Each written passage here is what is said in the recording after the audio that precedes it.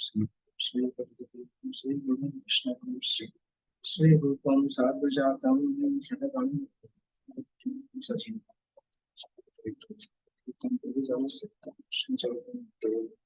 Shri Radha Krishna पादां सहगणं Shri संतम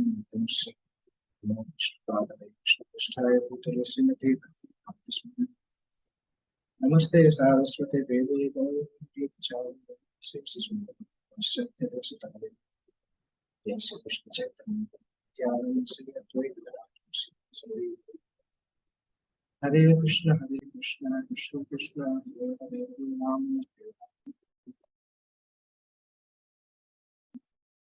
last class में हमने पहले स्कंद के तीसरे अध्याय का 8वें श्लोक तक किया है।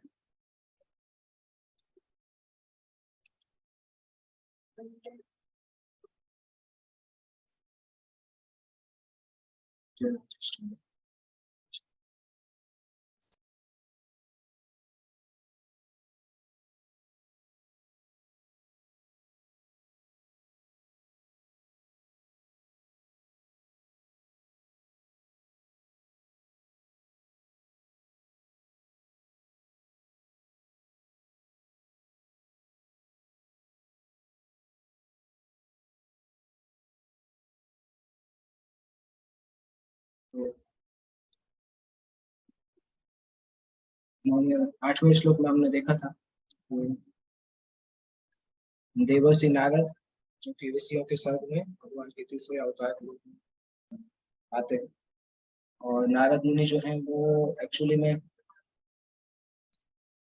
विष्णु तत्व नहीं है, जीव तत्व में आते हैं, परंतु सत्यवेश अवतार इसमें लिखा भी है।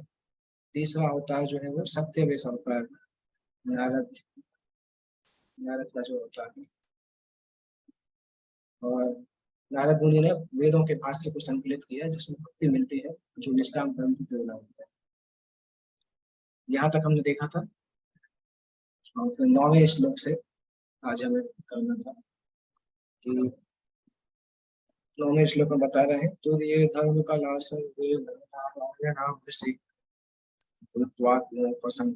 नाम दुश्चरम तप। चौथा अवतार, चौथा मतलब ऐसा नहीं है कि कौन सी सीक्वेंशियल है, क्योंकि सूत्र गोस्वामी अवतारों की लिस्ट बता रहे हैं तो एक के बाद एक अवतार बता रहे हैं, तो ऐसा नहीं है कि एक टाइम के बाद एक टाइम आए। So this is not sequentially but अवतारों का लिस्ट। भगवान राजा धर्म की पत्नी के जुड़वा पुत्र नर तथा नारायण के रूप में भगवान आते हैं और नर नारायण ऋषि का आने का मुख्य उद्देश्य होता है संसार में तपस्या को स्थापित करना, इंद्रियों को नियंत्रित करके तपस्या, इंद्रियों को वश में करने के लिए तपस्या को स्थापित करना, उसमें आत्म उपशमन और दुश्चरण तपः भूत्वा आत्म उपशमन उपेतम अकरोत् दुश्चरण। चौथे अवतार में भगवान राजा धर्म की पत्नी के जुड़वा पुत्र नर तथा नारायण बने, फिर उन्होंने इंद्रियों को वश में करने के लिए कठिन और अनुकरणीय तपस्या। तो यह अवतार विशेष रूप से नर नारायण का अवतार इसीलिए हुआ था कि संसार में तपस्या को स्थापित करें और लोगों को बताएं कि किस प्रकार से तपस्या के द्वारा इंद्रियों को वश में किया जा सकता है। और राजा धर्म के पुत्र के रूप में इनका जन्म हुआ था। बाद में नर नारायण जो है, ये नर जो है वो अर्जुन के रूप में भी आया और नारायण भगवान कृष्ण के रूप में भी आते हैं। तो नर नारायण के अवतार कृष्ण अर्जुन दोनों नर नारायण के समान माने जाते हैं, इसलिए अर्जुन विशेष माने जाते हैं पांचों पांडव, भगवान के अवतार में उनके साथ रहते हैं। तात्पर्य में प्रभुपाद जी समझाते हैं कि शास्त्रों में बार बार बताया गया है कि बिना तपस्या के कभी भी उच्च अवस्था प्राप्त नहीं होती। इन शॉर्ट इंग्लिश में हम बोलते हैं नो पेन नो गेन। तो इस तरह से शास्त्र में बताया है। राजा ऋषभ देव का यहाँ पर उदाहरण दिया गया है। तो उन्होंने अपने पुत्रों को उपदेश दिया था कि भगवान का साक्षात्कार करने के लिए तपस्या ही मनुष्य का एकमात्र कर्तव्य है। इसलिए हमें शिक्षा देने के लिए भगवान ने आदर्श प्रस्तुत करने के लिए स्वयं अवसर दिया। नर नारायण के रूप में भगवान अभी भी बद्रीनाथ में तपस्या कर रहे हैं। पूरी दुनिया से लोग उनका दर्शन करने के लिए जाते हैं, अनुगमन करने के लिए जाते हैं। और चूंकि कलयुग में लोग तपस्या के लिए उतना सजग नहीं होते हैं, ज्यादातर लोग आलसी भी होते हैं, इसलिए भगवान स्वयं आदर्श स्थापित करते हैं। जैसे चैतन्य महाप्रभु ने आके हरिनाम संकीर्तन खुद पालन किया, खुद भक्त के रूप में हरिनाम संकीर्तन की स्थापना की, जिससे कि लोगों को उसका वो पता कर सके, उसका इम्पोर्टेंस पता चल सके। इसी तरह से ये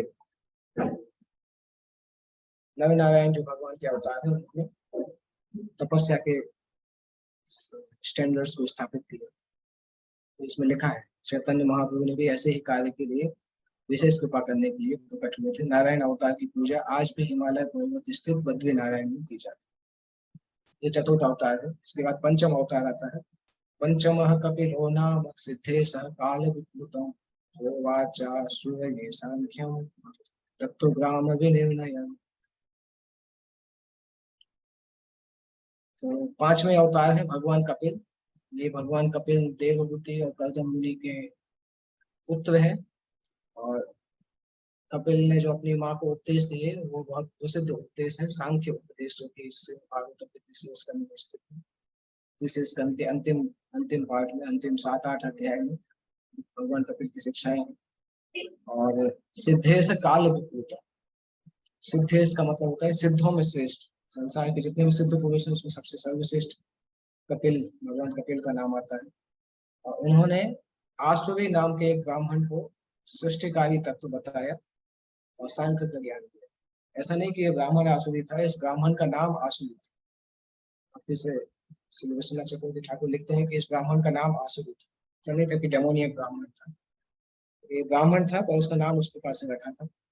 और कपिल ने उनको सांख्य की शिक्षाएं दी। सांख्यम तत्व ग्राम विनिर्णय, सृष्टिकारी तत्वों का समूह, उसका उसका उन्होंने शिक्षा दिया, क्योंकि काल क्रम में यह विनष्ट हो गया था। और सृष्टि में जो 24 तत्व हैं, पांच पांच ज्ञानेन्द्रियां, पांच कर्णेन्द्रियां, पांच इंद्रियों के विषय, पांच तन्मात्रा और मन बुद्धि अहंकार और महत्त्व, ये जो 24 तत्व हैं सृष्टि के, इनका एनालिसिस भगवान कपिल ने किया है। और शायद अध्याय तीसरे कैंटो के 25वें अध्याय से लेकर तीसरे कैंटो के 32वें अध्याय तक सांख्य की शिक्षाएं हैं। और यहाँ पे प्रभुपाद जी लिख रहे हैं, सांख्य दर्शन को यूरोपीय विद्वानों द्वारा सामान्य रूप से तत्व दर्शन कहा जाता है। सांख्य का मतलब है संख्या, भौतिक तत्वों के विश्लेषण के द्वारा संसार की एनालिसिस कर, उसको सांख्य बोला जाता है।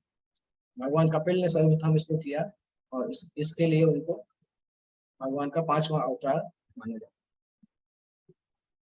इसके बाद 6वां अवतार आते हैं भगवान के दत्तात्रेय का रूप।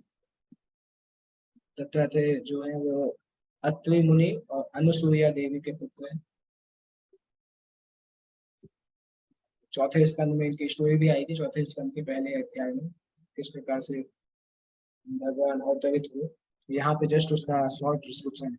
यहाँ पे एक चीज है कि जितने भी अवतारों का वर्णन है आगे भागवतम में उनका डिस्क्रिप्शन आएगा, यहाँ पे केवल उनका सिनॉप्सिस दिया जाएगा। तो 6वें अवतार, षष्ठमत्वे अपत्यत्वं ततः प्राप्तो न सूर्य आन्वीक्षित केमल कार्य प्रहलादादिभ्य उषिवा। 6वें अवतार हैं अत्रि के पुत्र अनुसूया की प्रार्थना पर उनके गर्भ से उत्पन्न हुए। उन्होंने अलग, प्रहलाद तथा अन्यों को अध्यात्म के विषय में उपदेश दिया। यदुवंशियों को भी उन्होंने उपदेश दिया, जो कि 7वें स्कंद में आता है। जब प्रहलाद को भी उपदेश देते हैं, यदुवंशियों को भी इन्होंने उपदेश दिया दत्तात्रेय। तो ये भगवान के एक अवतार है। उनकी शिक्षाएं भी 11वें स्कंद में वर्णित होती है, जहाँ पे 24 गुरुओं की शिक्षाएं आती है, वो दत्तात्रेय की शिक्षाएं हैं। ब्रह्मांड पुराण में अनुसूया के बारे में बताया है। पतिव्रता पत्नी के प्रसंग में भगवान द्वारा दत्तात्रेय के अवतार लेने की कथा को, उसमें कहा गया है कि ऋषि अत्रि की पत्नी अनुसूया ने ब्रह्मा, विष्णु तथा शिव के समक्ष प्रार्थना की, हे प्रभु, यदि आप मुझ पर प्रसन्न हैं और मुझसे वर मांगने को कहते हैं तो मेरी प्रार्थना है कि आप तीनों मिलकर। उन्होंने यह प्रार्थना स्वीकार की और भगवान ने दत्तात्रेय के रूप में आत्मदर्शन की स्थापना की। तथा अलग, प्रहलाद, यदु, है आदि को विशेष रूप से इसका उपदेश दिया। इसके बाद नेक्स्ट आता है ततः सप्तम आकुत्याम रुचिर यज्ञोभ्यजायत सायामाद्यैषु गगने अपात स्वायंभुवांक। सातवें अवतार जो है प्रजापति रुचि और दक्ष की पुत्री, दक्ष की तीन पुत्रियां थी, आकुति, प्रसूति, देवहूति। दक्ष की पुत्री आकुति और प्रजापति रुचि के संयोग से भगवान का एक अवतार का जन्म हुआ जिसको यज्ञ अवतार बोलते हैं। भगवान के अवतार का नाम यज्ञ था और उन्होंने स्वयंभू मनु के बदलने पर शासन संभाला और अपने पुत्र यम जैसे देवताओं की सहायता प्रदान की। ये महाराज यज्ञ जो थे ये एक मनु के रूप में भी कार्य किए।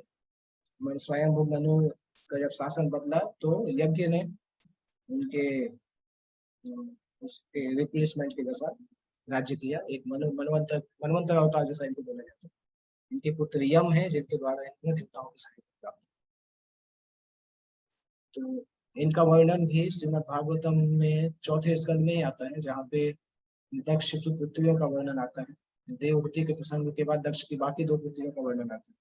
देवहूति का वर्णन तीसरे स्कंद में आता है जहाँ पे कपिल की शिक्षाएं आती हैं। देवहूति और कर्दम मुनि का विवाह आता है और देवहूति का सेक्शन खत्म होने के बाद फिर स्वयंभू मनु की बाकी दो पुत्रियों का वर्णन आता है जिसमें आकुति और प्रसूति। आकुति का वर्णन जब आता है तब भगवान यज्ञ का वर्णन आता है। जब प्रसूति का वर्णन आता है तब फिर हम वो देखते हैं कि दक्ष का वध होता है, दक्ष का सिर काट दिया जाता है। वो सब वर्णन प्रसूति के वर्णन में आता है। भौतिक जगत की विधि व्यवस्था बनाए रखने के लिए देवताओं द्वारा ग्रहण किए जाने वाले प्रशासकीय पद अत्यंत उन्नत पुण्यशाली जीवों को प्रदान किए जाते हैं। जब ऐसे पुण्यात्माओं का अभाव होता है तो भगवान स्वयं ब्रह्मा, प्रजापति, इंद्र आदि के रूप में अवतरित होकर शासन भार संभालते हैं। स्वयंभू मनु के काल में कोई ऐसा उपयुक्त जीव ना था जो इंद्रलोक के राजा इंद्र का पद ग्रहण कर सके। उस समय भगवान स्वयं इंद्रलोक के यम आदि अपने पुत्रों तथा देवताओं की सहायता से भगवान यज्ञ ने संसार का शासन संभाला। तो ये भगवान विष्णु का एक नाम भी है यज्ञ और यहाँ पे उस यज्ञ अवतार का वर्णन है। हालांकि भागवत में इतना डिटेल वर्णन नहीं है इनका, चौथे स्कंद में थोड़ा सा ही वर्णन है और वो इसमें लिखा भी है शॉर्ट में, तात्पर्य प्रभुपाद जी ने उसको लिखा। इसके बाद नेक्स्ट अवतार जो है, नेक्स्ट अवतार होते हैं अष्टमे मेरु देव्याम तु नाभिर्जात उरुक्रम दर्शयन् वर्त्मधीराणां सर्वाश्रम नमस्कृतम। यहाँ पे चूंकि अवतारों का सिनॉप्सिस है, शॉर्ट वर्णन है, जब इनका डिटेल वर्णन आएगा तो हम उसको डिस्कस करेंगे। यहाँ पे केवल लिस्ट के फॉर्म में वर्णन कर। अष्टमे मेरु देव्याम तो नाभि जाता उरुक्रम। अष्टम जो है आठवें अवतार, वो मेरु देवी के गर्भ में उनका जन्म हुआ और महाराज नाभि के पुत्र थे। मतलब नाभि उनके पिता का नाम है और मेरु देवी उनकी माँ का नाम है। इस प्रकार से भगवान ने ऋषभ देव के रूप में जन्म लिया। भगवान ऋषभ के क्रियाकलाप और भगवान ऋषभ की शिक्षाएं श्रीमद् भागवतम में पंचम स्कंद में आई हैं। ऋषभ देव अपने पुत्रों को शिक्षाएं देते हैं। उसके बाद ऋषभ देव का जीवन काल, उनके पास्ट टाइम्स का वर्णन उसी अध्याय में, उसके 5वें स्कंद में ही आता है। तो जब हम वहां पहुंचेंगे उस समय हम देख सकते हैं। और प्रभुपाद जी ने उससे संबंधित पुस्तकें भी हैं। भगवान ऋषभ देव की शिक्षाओं के रूप में प्रभुपाद की छोटी पुस्तक भी आती है। इंग्लिश में उसको स्पिरिचुअल योगा नाम से बोलते हैं। ऋषभ देव की शिक्षाएं और भागवतम की फेमस शिक्षाएं, भागवतम बहुत प्रोमिनेंट शिक्षाओं में उनका नाम है। तो ये 8वें अवतार है और इस अवतार में उन्होंने क्या सिखाया? दर्शयन वर्त्म धीरा नाम सर्वाश्रम नमस्कृत। संसार में जो धीर लोग हैं उनके लिए जो रास्ता होना चाहिए वो रास्ता उन्होंने दिखलाया। इस अवतार में भगवान ने पूर्णता का मार्ग दिखलाया जिसका अनुगमन उन लोगों द्वारा किया जाता है जिन्होंने अपने इंद्रियों को पूर्ण रूप से संयमित कर लिया और जो सभी वर्णाश्रमों के लोगों द्वारा वंदनीय है। तो धीर धीर लोगों का जो रास्ता है, वर्त्म का मतलब होता है रास्ता, धीरा नाम मतलब धीर लोग, तो दर्शयन वर्त्म धीरा नाम, धीर लोगों का जो रास्ता है, आध्यात्मिक रास्ता जो है वो उन्होंने इसमें दिखाया है, जिससे कि इंद्रियों को पूरी तरह से संयमित किया जाए, जो सभी वर्णाश्रम के लोगों के द्वारा बंधनीय है। भगवान ने गीता में बताया है कि वर्णाश्रम की स्थापना उन्होंने स्वयं की है, और यहाँ पे उसी को बता रहे हैं ऋषभ देव ने अपनी शिक्षाओं में इस प्रकार से भगवान के इस वर्णाश्रम के सिद्धांतों को डिस्क्राइब किया है अपने बच्चों को जब वो सिखाते हैं, और प्रभुपाद जी उसको तात्पर्य में बता रहे हैं। 4 प्रकार के आश्रम जो है और 4 प्रकार के वर्ण जो है, और इन चारों वर्णों में, चारों आश्रमों में सन्यासी सबसे उच्च अवस्था में है। जो सन्यास आश्रम में पहुंच जाते हैं उनको सबसे ऊंचा माना जाता है, और वो सभी वर्णों आश्रमों के गुरु होते हैं। सन्यास आश्रम के भी अलग अलग अवस्थाएं हैं। सबसे बेसिक अवस्था होती है कुटीचक। कुटीचक अवस्था ऐसी है जब व्यक्ति प्रारंभ में संन्यास लेता है, घर छोड़ता है, तो उसका ट्रेनिंग जैसा है, तो उसके आगे बहुदक, तीसरा परिव्राजकाचार्य, चौथा परमहंस। तो सन्यासी सबसे ऊपर होते हैं, सन्यासियों में भी परमहंस सन्यासी सबसे ऊपर होते हैं। तो ये परमहंस भगवान ऋषभ देव जो है ये परमहंस के स्तर पे है। नाभि और मेरु देवी के पुत्र के रूप में इनका जन्म हुआ, और उन्होंने अपने पुत्रों को तपस्या द्वारा सिद्धि मार्ग का पालन करने का उपदेश दिया, क्योंकि तपस्या से जीवन पवित्र बनता है और मनुष्य को आध्यात्मिक सुख का लाभ होता है। प्रत्येक जीव सुख की खोज में है, किंतु कोई यह नहीं जानता कि सुख कहाँ मिलेगा। तो मूर्ख लोग वास्तविक सुख के स्थान पर भौतिक इंद्रिय सुख की खोज करते हैं, किंतु ऐसे मूर्ख लोग यह भूल जाते हैं कि इस प्रकार का अस्थायी तथा कथित इंद्रिय सुख तो कुकर सुकर भी भोगते हैं। एक्चुअली में उन्होंने जो बोला है वो सब कुछ प्रभुपाद जी यहाँ पे तात्पर्य में हिंदी में लिख रहे हैं, ये सारे श्लोक का मीनिंग है। और जो श्लोक आप 5वें स्कंद में पढ़ेंगे तो उन्हीं को प्रभुपाद जी ने हिंदी में ट्रांसलेट करके इस तात्पर्य में लिखा। ये भी एक श्लोक है, इस प्रकार का अस्थायी तथा कथित इंद्रिय सुख तो कुकर सुकर ही भोगते हैं। जो इंद्रिय भोग है, अगर अगर मनुष्य भी वही कार्य करेगा तो सेम कार्य तो कुत्ते और सुअर भी करते हैं। ये भगवान ऋषभ देव अपनी शिक्षाओं में बोलते। मनुष्य जीवन तो आत्म साक्षात्कार द्वारा शाश्वत तथा असीम सुख प्राप्त करने के लिए मिला। यह आत्म साक्षात्कार तपस्या अर्थात स्वेच्छा से कष्ट सहकर तथा भौतिक सुख से दूर रहकर ही प्राप्त किया जा सकता है। जो लोग भौतिक आनंद से अपने को पृथक रखने में पटु हैं, उनको धीर बोला जाता है, या इंद्रियों से विचलित ना होने वाले व्यक्ति कहलाते हैं। ऐसे केवल ऐसे धीर व्यक्ति ही संन्यास आश्रम स्वीकार कर सकते हैं। इसके बाद 9वें अवतार के रूप में भगवान पृथु के रूप में आते हैं। राजा पृथु बहुत प्रामाणिक राजा है, और उनकी उनकी गणना एक्चुअल में भगवान रामचंद्र, युधिष्ठिर, इन सब की कैटेगरी में आते हैं। तो ये पृथु भगवान विष्णु अवतार में से इनकारनेशन की वजह इनको शक्तिवेश अवतार बोला जाता है। किसी जीव को जब शक्ति प्रदान की जाती है तो उसको शक्तिवेश अवतार बोलते हैं। तो नारद मुनि भी उसी कैटेगरी में है और पृथु भी उसी कैटेगरी में आते हैं।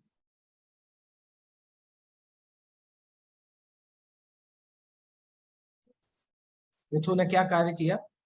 दुग्धेम दुग्धेम आमो सधीर विप्रास तेनायम सपुसत्तम। राजा पृथु का विशेष कार्य था कि उन्होंने भूदेवी को कल्टीवेट किया और उससे अलग अलग प्रोडक्ट्स प्राप्त किए, क्योंकि राजा पृथु के आने के पहले उनके पिता जो थे वो बहुत राक्षसी प्रवृत्ति के थे, राजा वेण। तो राजा वेण के राक्षसी प्रवृत्ति के कारण भूदेवी धरती ने अपने जो गिफ्ट हैं मनुष्यों के लिए उसको छुपा दिया था। तो जब पृथु महाराज आते हैं तो धरती से उन प्रोडक्ट्स को वापस लेते हैं। उसका डिटेल वर्णन है पृथु महाराज की लाइफ का वर्णन करीब 5-6 अध्यायों में दिया। पृथु महाराज की लाइफ का वर्णन 4थे स्कंद में आता है। मुनियों द्वारा प्रार्थना किए जाने पर भगवान ने 9वें अवतार में पृथु का शरीर स्वीकार किया, जिन्होंने विविध उपजय प्राप्त करने के लिए पृथ्वी को जोता। फलस्वरूप पृथ्वी अत्यंत सुंदर तथा आकर्षक। चूंकि राक्षसी प्रवृत्ति के राजा होने के कारण प्रकृति ने अपने सारे जो गिफ्ट थे उसको अपने अंदर छुपा लिया था। तो पृथु महाराज का ये योगदान था कि उन्होंने उन सारी गिफ्ट को बाहर निकाला। उसके कारण पृथ्वी अत्यंत सुंदर तथा आकर्षक। राजा पृथु के उत्पन्न होने के पूर्व उनके पापी पिता के कुशासन के कारण अत्यंत अशांति छाई थी। तो इसमें लिखा है कि तात्पर्य, बुद्धिमान व्यक्तियों ने भगवान से न केवल अवतरित होने की प्रार्थना की, अपितु उन्होंने इस राजा को सिंहासन से उतार भी दिया। राजा का कर्तव्य है कि वह पवित्र हो और अपनी प्रजा के सर्वांगीण कल्याण का ध्यान रखे। राजा जब भी अपने कर्तव्य पालन में कुछ असावधानी बरते तो बुद्धिमान व्यक्तियों को चाहिए कि उसे सिंहासन से उतार दे। ये ब्राह्मणों का कर्तव्य होता है कि अगर राजा पाप के दिशा में जा रहा है तो राजा को दंड दिया जा सकता है। ये समाज के ब्राह्मणों का कर्तव्य है। सामान्यतः ब्राह्मण कभी भी राज कार्यों में नहीं रहते हैं, वो राजा को धर्म की सलाह देते हैं, परंतु अगर राजा अधर्म के रास्ते पे जाए तो ब्राह्मणों के पास अधिकार होता है कि राजा को दंडित कर सकते। और इसके इसमें ऐसा ही हुआ, क्योंकि जब ब्राह्मणों ने उनको समझाने का प्रयास किया तो राजा ब्राह्मणों से ही बोलने लगा कि तुम्हारी हिम्मत कैसे है, तुम मुझे कैसे समझा रहे हो, मैं तो भगवान का प्रतीक हूँ, राजा भगवान का प्रतीक होता है। तो ब्राह्मण समझ गए कि इतना अधार्मिक राजा होने के कारण बहुत अपशकुन होगा, इसलिए ब्राह्मणों ने उसको मार दिया। उसके बाद तो पृथु महाराज का जन्म होता है और पृथु महाराज को धरती को जोतते हैं। किंतु ये बुद्धिमान व्यक्ति खुद सिंहासन पर नहीं बैठते, क्योंकि उनके जिम्मे जन कल्याण के और भी महत्वपूर्ण कार्य होते हैं। इसलिए राज सिंहासन पर ना बैठकर उन्होंने भगवान से अवतार लेने की प्रार्थना की और भगवान महाराज पृथु के रूप में प्रकट हुए। असली बुद्धिमान व्यक्ति या योग्य ब्राह्मण कभी भी राजनीतिक पदों की चाह नहीं करते। महाराज पृथु ने पृथ्वी से अनेक उत्पाद खोज निकाले। ऐसा राजा प्राप्त करके न केवल प्रजा प्रसन्न हुई, अपितु पृथ्वी का सारा दृश्य भी सुंदर तथा आकर्षक हुआ। तो ये पृथु का अवतार था। उसके बाद नेक्स्ट अवतार होते हैं मत्स्य अवतार। मत्स्य अवतार वन ऑफ द पुराना, बहुत पुराना अवतार है, क्योंकि जब वैवस्वत मनु प्रारंभ होने वाला था, वैवस्वत 7वां मनवंतर प्रारंभ होने वाला था, उसके बिगनिंग में अवतार है। और इसका वर्णन मत्स्य पुराण में आता है। श्रीमद् भागवतम में भी अष्टम स्कंद में इसका वर्णन, स्कंद में इसका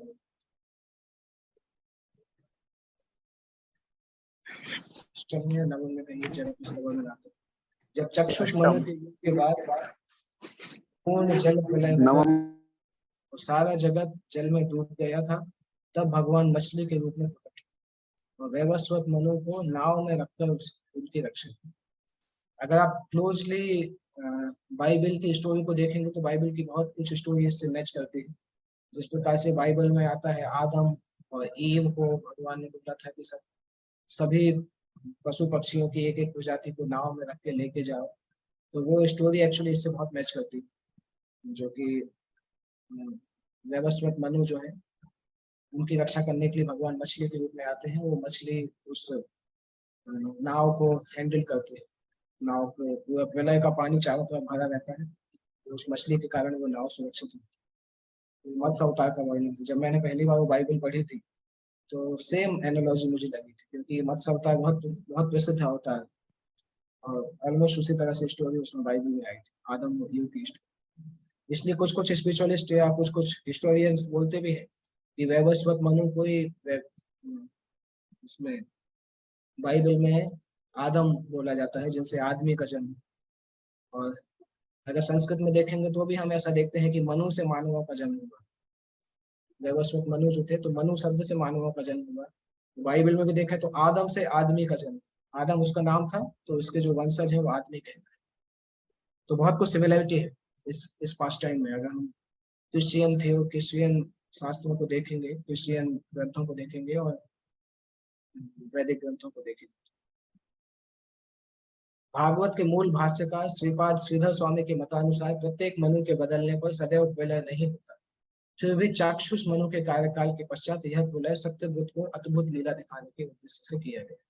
लेकिन श्री जीव गोस्वामी ने प्रामाणिक शास्त्रों से निश्चित प्रमाण प्रस्तुत किए हैं कि प्रत्येक मनु के बाद प्रलय होता है। श्री विश्वनाथ चक्रवर्ती ने भी श्री जीव गोस्वामी का अनुमोदन किया है और भागवतामृत में प्रत्येक मनु के पश्चात ऐसे जल प्लावन के उदाहरण दिए। इसके अतिरिक्त भगवान अपने भक्त सत्यव्रत पर विशेष अनुग्रह प्रदर्शित करने के लिए इसी विशेष रूप में स्वयं प्रकट हुए। तो भगवान मछली के रूप में आते हैं।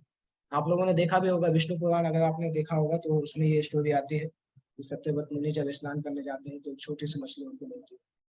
वो मछली बोलती है कि मुझे बहुत डर लग रहा है, मुझे आप आश्रय प्रदान करो।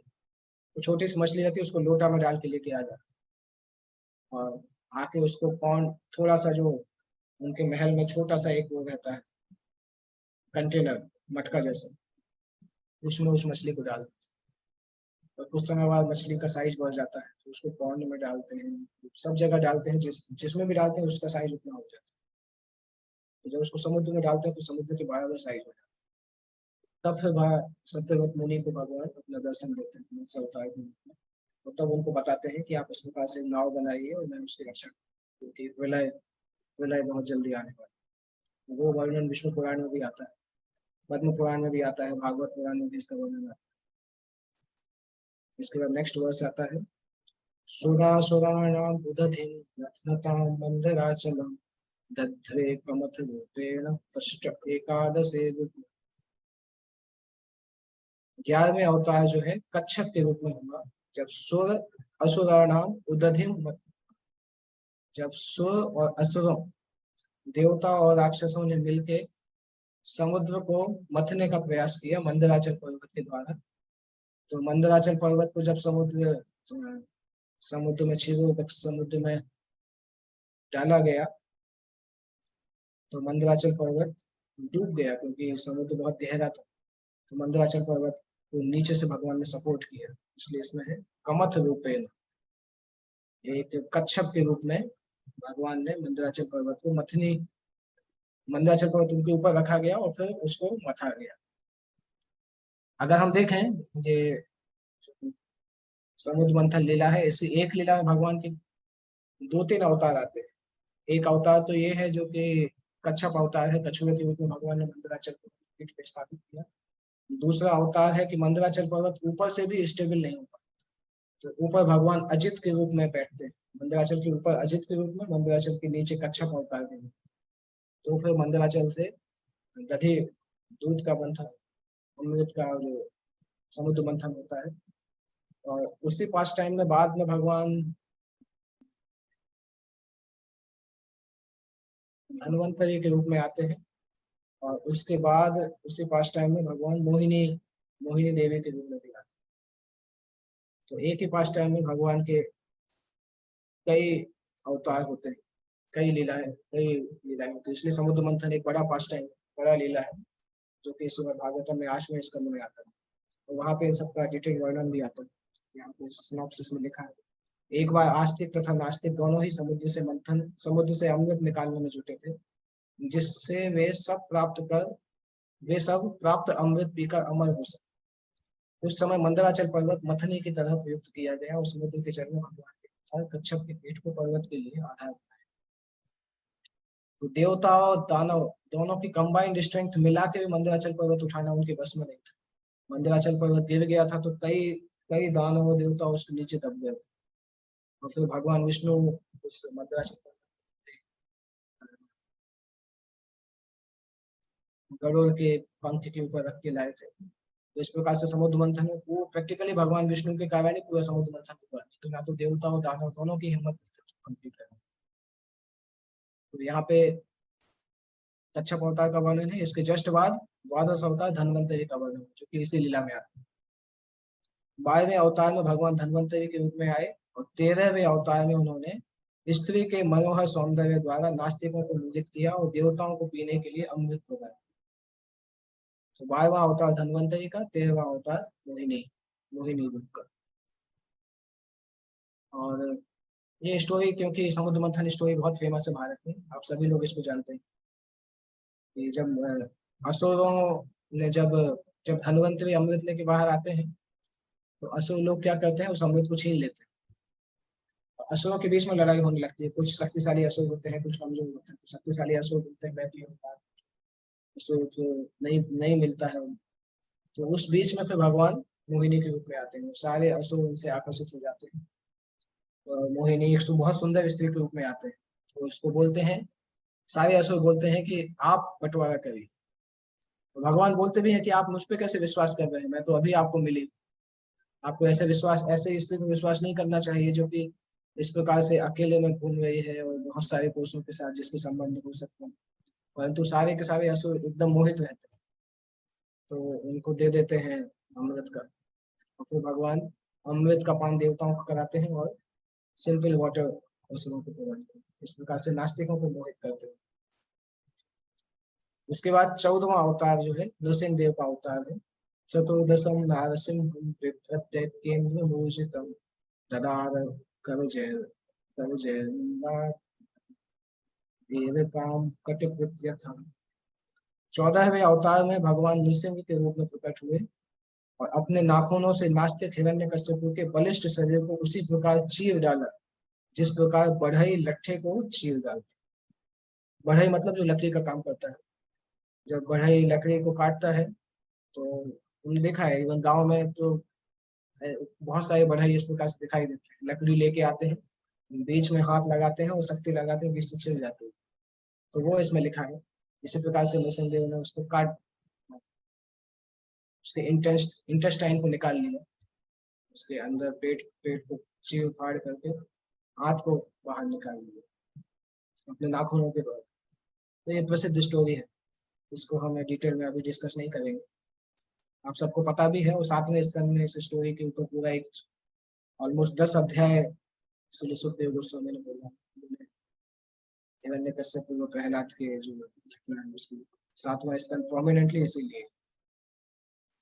पंचदशम वामनकं कृत्वा गाधध्वरं बले पदत्रयं याचमानः प्रत्यादित्युष्टिपिष्टकम्। इसके बाद आते हैं पंचदशम वामन, भगवान वामन अवतार, जिनका नाम वामन भी है, उनका नाम उरुक्रम भी है, दोनों नाम है उनके। ये 15वें अवतार है भगवान का, ब्राह्मण रूप में वामन रूप में अवतार लिया और उनका मुख्य उद्देश्य था देवताओं के राज्य को वापस करना। बलि ने जो राज्य छुड़ाया था वो वापस करना। तो भगवान वामन के रूप में आते हैं बलि के यज्ञ स्थली में। और जब बलि एक्चुअली भगवान की सुंदरता से बहुत मोहित हो जाता है और मोहित होके फिर बलि भगवान से मांगते हैं, हे बालक तुम बताओ क्या चाहिए तुम। तो भगवान बताते हैं मुझे केवल 3 पैर की जमीन चाहिए। हालांकि छोटे बालक जैसे रहते हैं तो बलि हंसने लगते हैं कि तुम्हारे 3 पैर तुम्हें मांगना भी नहीं आता, तुम मेरे पास आए, मैं पूरे ब्रह्मांड का राजा हूँ और तुम 3 पैर जमीन मांग। तो भगवान बोलते हैं कि अगर कोई व्यक्ति जितनी उसको आवश्यकता है उससे संतुष्ट नहीं होगा तो उसको कितना भी मिलेगा वो संतुष्ट नहीं। इस प्रकार से बोल के बलि को संतुष्ट कर देते हैं और फिर बलि उनको 3 पैर जमीन देना चाहते हैं। परंतु जब बलि वचन ले लेते हैं उसके बाद भगवान रूप बढ़ाते हैं। यद्यपि वो हृदय से 3 लोगों का राज्य चाहते थे किंतु केवल 3 पग भूमि उन्होंने दान में। भगवान को मांगने की भी क्या जरूरत है, ये लीला के जैसा है, क्योंकि सब कुछ भगवान का ही तो है। तो भगवान ने लीला करने के लिए अपने भक्त के पास आके मांगा और फिर बलि से सब कुछ छीन लिया। तो बलि ने जब अपने आप को समर्पित कर दिया, क्योंकि बलि केवल 2 पैर जमीन दे पाए थे, तीसरे पैर के लिए भगवान उनसे मांग रहे थे, तुमने मुझे धोखा दिया, तीसरा पैर कहाँ है। तो बलि ने बोला था कि मेरे सिर के ऊपर, क्योंकि बाय डिफॉल्ट ओनर जो है, ओनर का जो मूल्य है वो उसकी प्रॉपर्टी से ज्यादा होता है। तो अगर बलि के पास पूरे ब्रह्मांड का राज्य है तो उस ब्रह्मांड से ज्यादा बलि का मूल्य हो, तो बलि अपने आप को समर्पित कर देता है। इस प्रकार से बलि महाजनों में काउंट होते हैं जिन्होंने अपने आप को भगवान को समर्पित कर दिया।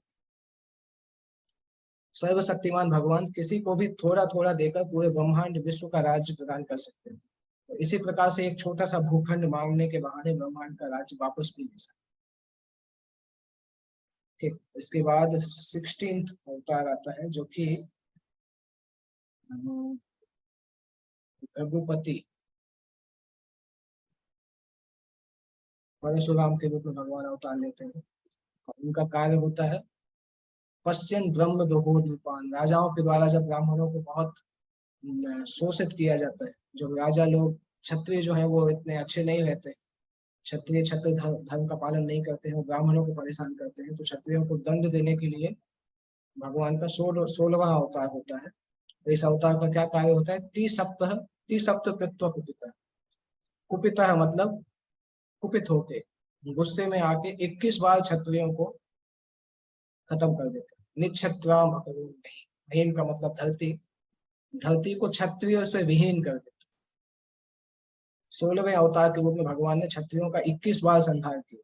निक्षत्राम अकरोत मही, धरती को क्षत्रिय विहीन कर दिया। क्योंकि क्षत्रिय ब्राह्मणों के विरुद्ध किए गए विद्रोह के कारण क्षत्रिय अधार्मिक हो गए थे और भगवान उनसे बहुत क्रुद्ध हो। ये कथा भी बाद में भागवतम में आती है।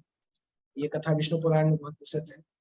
इवन रामायण में भी इस कथा का थोड़ा वर्णन आता है, तो विष्णु पुराण में इसका डिटेल वर्णन है। इस रघुपति भगवान के परशुराम अवतार।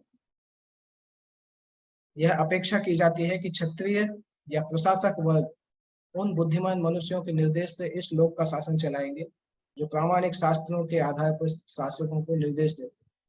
शासक इसी निर्देश के अनुसार शासन चलाते हैं। जब कभी क्षत्रिय या शासक वर्ग विद्वान तथा बुद्धिमान ब्राह्मणों के आदेशों की अवज्ञा करते हैं तो वे बलपूर्वक उनके पदों से हटा दिए जाते हैं और बेहतर प्रशासन की व्यवस्था की जाती है।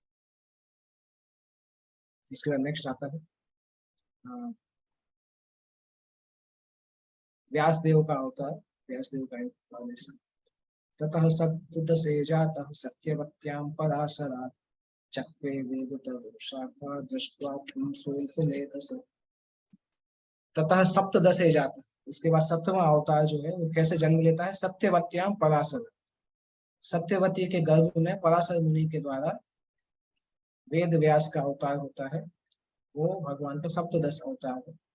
और चक्रे वेद तरह शाखा, चक्रे का मतलब तैयार करना, वेद तरह, तरु का मतलब होता है वृक्ष, तो वेदों को कल्प वृक्ष बोला जाता है। तो वेद का जो कल्प वृक्ष है उसको उन्होंने डिवाइड किया पुंस अल्पमेध से।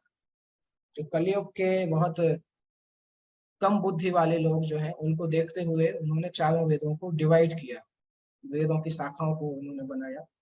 उन्होंने यह देखकर कि जन सामान्य अल्पज्ञ हैं, एकम एवं वेद को अनेक शाखाओं में विभक्त किया, अपने शिष्यों को सिखाया। उसके द्वारा ये संप्रदाय चलते रहे। मूल रूप से वेद एक है, किंतु श्री व्यासदेव ने मूल वेद को 4 में विभाजित कर दिया, साम यजुर यज्ञ ऋग तथा अथर्व। और तब इन सब की व्याख्या पुराणों तथा महाभारत जैसी विविध शाखाओं के रूप में की। सामान्य लोगों के लिए वैदिक भाषा तथा विषय अत्यंत कठिन होते हैं। उन्हें केवल अत्यंत बुद्धिमान तथा स्वरूप सिद्ध ब्राह्मण ही समझ सकते हैं। किंतु वर्तमान कलयुग तो अज्ञानी मनुष्यों से भरा पड़ा है। यहाँ तक कि ब्राह्मण पिता से उत्पन्न होने वाली संतानें भी वर्तमान युग में शूद्रों या स्त्रियों से श्रेष्ठ नहीं। द्विजों अर्थात ब्राह्मणों, क्षत्रियों तथा वैश्यों से यह अपेक्षा की जाती है कि वो सांस्कृतिक शुद्धिकरण की प्रक्रिया अर्थात संस्कार उत्पन्न करेंगे, किंतु वर्तमान युग के बुरे प्रभावों के कारण तथाकथित ब्राह्मण तथा अन्य उच्च वर्ग के लोग भी सुसंस्कृत नहीं थे, इसलिए उनको ब्राह्मण नहीं बोला जाता है, द्विज नहीं बोला जाता, द्विज बंधु बोला जाता है। इसलिए व्यासदेव ने इनके लिए ध्यान में रखकर वेदों को विभिन्न भाषाओं में, विभिन्न शाखाओं में विभाजित किया। तो ये वेद व्यास का मुख्य कार्य था। उनका नाम था कृष्ण द्वैपायन व्यास, क्योंकि एक द्वीप पे उनका जन्म हुआ था। द्वैप आयन, एक द्वीप में उनका जन्म हुआ था। और व्यास, उन्होंने वेदों को संकलित किया और वेदों को डिवाइड किया। तो ये इनका जन्म महाभारत काल के जस्ट पहले हुआ था। और इसके बाद अगले जो अवतार आते हैं वो भगवान राम के का वर्णन आएगा। उसके बाद भगवान कृष्ण बलराम का वर्णन आता है, फिर कल्कि का भगवान बुद्ध का वर्णन आता है, फिर कल्कि का हम नेक्स्ट क्लास में देखेंगे। नेक्स्ट क्लास में हम 22 नंबर श्लोक से स्टार्ट करेंगे।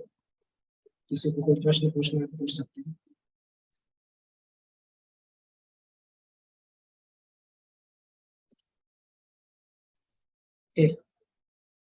कोई प्रश्न नहीं है तो हम एंड करते हैं। श्रीमद् भागवतम की जय।